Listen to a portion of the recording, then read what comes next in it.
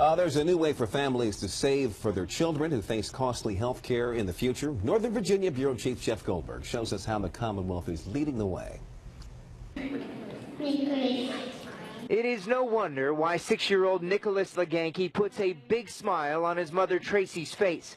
A smile that today is even wider than usual. It's a deep-rooted emotion that I don't think anyone can quite put into words. The Legankes drove up from Richmond to Arlington today, joining other families with special needs children to celebrate the signing of the ABLE Act, short for Achieving a Better Life Experience. Okay, folks, there it is.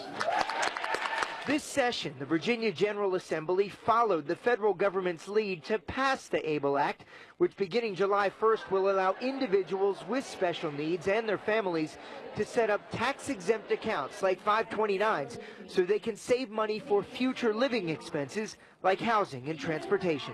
Biggest thing you worry about is what happens when you're not around. How do you give them financial independence? This hopefully will help them live a little better. A little more financial independence. Many of them are stretched financially, distressed every day.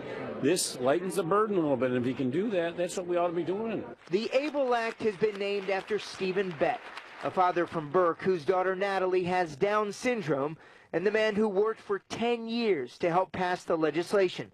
Beck recently died unexpectedly. His wife, Catherine, is here today. It's so wonderful and also bittersweet because it makes us realize that we miss him every second of the day. Virginia is the first state to implement the ABLE Act since the federal legislation passed last December. Governor McAuliffe says other states are now calling the Commonwealth, looking for guidance on how to move forward on the issue. In Arlington, Jeff Goldberg, ABC 7 News.